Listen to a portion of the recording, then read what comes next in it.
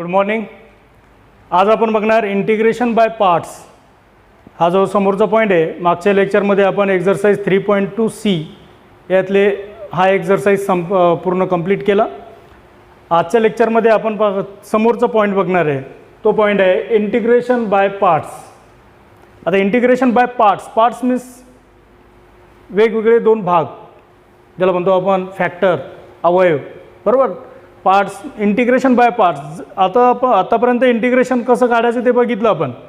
जर दोन फंक्शन मल्टिप्लायमध्ये असेल, प्रोडक्टमध्ये असेल, तर त्याचं इंटिग्रेशन कसं काढायचं. जसं आपण डेरिव्हेटिव्हमध्ये बघितलं होतं, यू इंटू व्हीचं फॉर्म्युला बघितलं होतं. कशाचा? U into V. काय फॉर्म्युला होता यू इंटू व्हीचा? Derivative of you into V. काय फॉर्म्युला होता? U is as it is derivative of V plus V is as it is derivative of U. मग first function is as it is derivative of second function plus second function is as it is derivative of first function. म्हणजे U into व्हीचं formula डेरिव्हेटिव्हमधलं आपण बघितलं. आता इंटिग्रेशनमधलं पण you into व्हीचं formula आहे, बरोबर आहे. तो आता आज बघणार आहे आपण. तर काय आहे? This method is useful when the integral is express as a product of two different types of function. Product means multiply. मल्टिप्लायमध्ये दोन फंक्शन दिलेले असणार आणि त्याचं आपल्याला इंटिग्रेशन काढायचं आहे. तर आज ते इंटिग्रेशन कसं काढायचं त्यावरचं एक फॉर्म्युला आहे, एक थेरम आहे. आणि हा थेरम HSC एक्झाममध्ये म्हणजे अल्टरनेट इयरला म्हणजे विचारतातच. 3 मार्क्सला हा थेरम असतो. याच्यासोबत एक एक्झाम्पल देतात या टाईपवरचं, आणि असं टोटल 4 मार्कला हा थेरम विचारला जातो. तर थेरम काय आहे पहा. If U and V are two differentiable function, म्हणजे U is first function and second V is second function, are two differentiable function म्हणजे आणि ऑफ एक्स म्हणजे differentiate of two function with respect to X. याचाच अर्थ काय? Integrate the two function, integrate the two function with respect to X. Integrate the two function means इंटिग्रेशनचा symbol आला U into V into D X. You is first function, V is second function. Integrate the two differentiable function with respect to X. काय formula आहे? जसं आपण डेरिव्हेटिव्हचं पाहिलं तर U is as it is derivative of V plus V is as it is derivative of U. मग इथं U into व्हीचं इंटिग्रेशन, तसं derivative of you into V पाहिलं तसंच integration. U is as it is integration of V. काय formula आहे? U is as it is integration of V minus integration of in bracket, integration of in bracket derivative of you into integration of V bracket complete into D X. काय? U is as it is derivative of V minus integration of in bracket derivative of you into integration of V bracket complete into D X. हा formula तुम्हाला लक्षात ठेवायचा आहे integration काढण्यासाठी. हा formula पण आहे आणि थेरम पण आहे. आता हा थेरम कसं प्रूफ करायचं ते आपण आता बघणार आहे. तर प्रूफ लेट आपण suppose integration of V D एक्सची व्हॅल्यू घेतली डब्ल्यू, स्मॉल डब्ल्यू. आता व्ही दिलेला आहे, यू पण दिलेला आहे, परंतु इथं आपण व्ही घेतलं आहे. इंटिग्रेशन ऑफ व्ही डी एक्सची व्हॅल्यू काय घेतली? डब्ल्यू घेतली. सपोज त्याला इक्वेशन नंबर फर्स्ट दिला. आता इथं यू पण आहे. मग आता डब्ल्यूची व्हॅल्यू काय घेतली आपण? समजा integration of V D x. मग यू इथं नाही आहे. मग आपण कन्सिडर करू, consider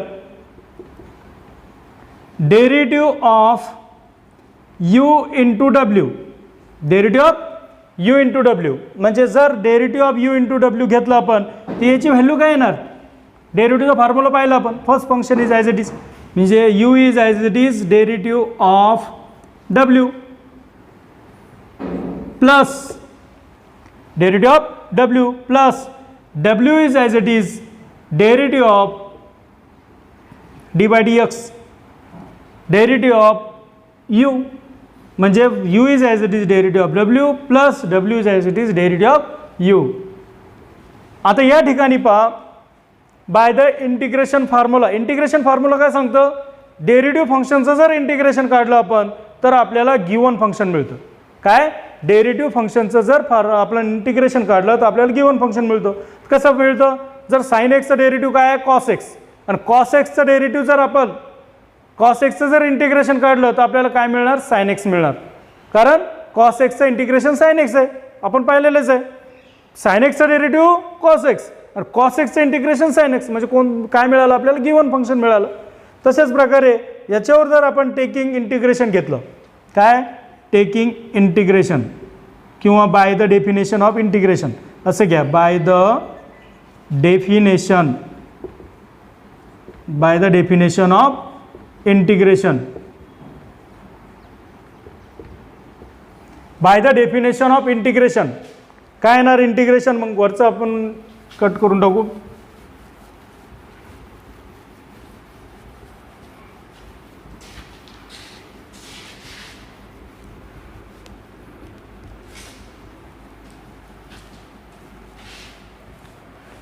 bye the definition of integration काय इंटिग्रेशनचं मग डेफिनेशन, मग यानुसार म्हणजे याचंच आपण इंटिग्रेशन घेतलं टेकिंग इंटिग्रेशन तर डी बाय डी एक्स निघून जाणार, म्हणजे डेरिव्हेटिव्हवर जर टेकिंग इंटिग्रेशन घेतलं तर डी बाय डी एक्स निघून जातात. म्हणजे इथं येणार काय येणार u into v, sorry u into डब्ल्यू equal to by the definition of integration त्यानुसार टेकिंग इंटिग्रेशन काय येणार मग integration of you into d by D x डब्ल्यू into D x. Taking integration घेतलं ना आपण, टेकिंग इंटिग्रेशन पण लिहू शकता तुम्ही इथं, टेकिंग इंटिग्रेशन काय येणार मग इथं आता plus integration of W into derivative of U. Taking integration म्हटल्यावर इथं येणार डी एक्स. आता यू इंटू डब्ल्यूची व्हॅल्यू काय घेतलेली आपण integration of V into D X, म्हणजे डब्ल्यूच ठिकाणी ते लिहू शकतो आपण, मग U into integration of V D X equal to integration of you into derivative of W. आता याच्यावर जर आपण टेकिंग डेरिव्हेटिव्ह केलं,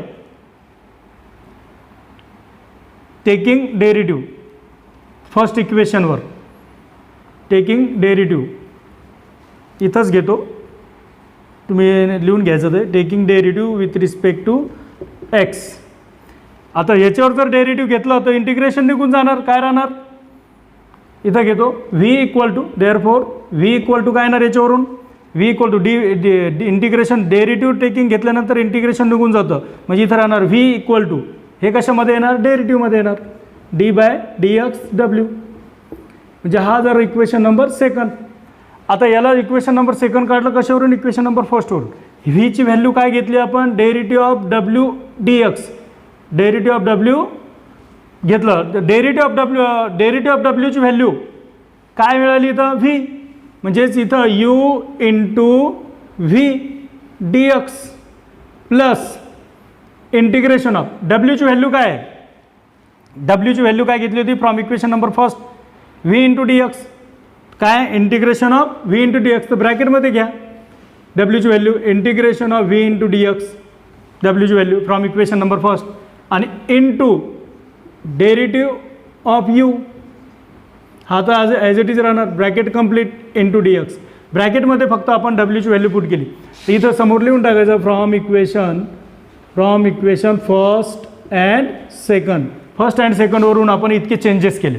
आपल्याला जे प्रूफ करायचं ते काय आहे integration of you into V, integration of you into V इथं आहेच, you into integration of V D X, you into integration of V D x पण आहे, नंतर डेरिव्हेटिव्ह ऑफ यू आहे, डेरिव्हेटिव्ह ऑफ यू आहे ना, आणि into integration of V D x हे पण आहे. फक्त आपल्याला काय करावं लागेल त्याच्या साईड चेंज करावं लागेल, म्हणजे याच्याबरोबर पाहिजे आपल्याला आणि हे कशामध्ये पाहिजेत मायनसमध्ये पाहिजेत, मायनस आहे म्हणजे याचं ट्रान्सफर इकडे करणार आणि याला सरळ करून घेणार, फक्त डेरिव्हेटिव्ह ऑफ यू समोर घेणार आणि हा मल्टिप्लायमध्ये समोर त्याचं हा अगोदर घेणार नंतर हा लिहिणार. मग आपण काय करणार फक्त साईड चेंज करणार, देअरफॉर याचं ट्रान्सफर इकडे करून घ्या you into integration of V D X minus हा इकडे आल्यानंतर इंटिग्रेशन ऑफ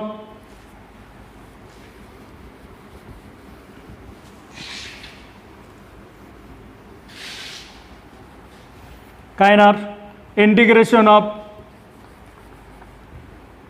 हा फंक्शन इकडे घेऊन टाका, म्हणजे U into integration of V D X minus integration of in bracket, तर डेरिव्हेटिव्ह ऑफ यू अगोदर घ्या जे आपल्याला प्रूफ करायचं त्यानुसार, derivative of you into integration of V D X नंतर bracket complete into D X आणि इक्वल टू हा याचं ट्रान्सफर इकडे केलं तर राहिलं काय इथं, integration of you into V D X. आता फक्त काय करणार आपण, साईड चेंज करणार. काय करणार, साईड चेंज करणार. मग हा इकडून घ्या आणि हा इकडून घ्या. साईड चेंज केलं तर फंक्शन प्लस मायनस होत नाही, त्याच्यामध्ये काहीच चेंजेस नव्हतं, फक्त एल एच एसची साईड आर एच एस लिहा कारण ते इक्वल टूमध्ये आहे. म्हणून आपण काय करणार, therefore integration of you into V D X हा इकडून घेतलं बरोबर आणि हा इकडून लिहिलं, म्हणजेच हेच आपल्याला प्रूफ करायचं होतं, हे आपण प्रूफ केलं. Hence this is proof.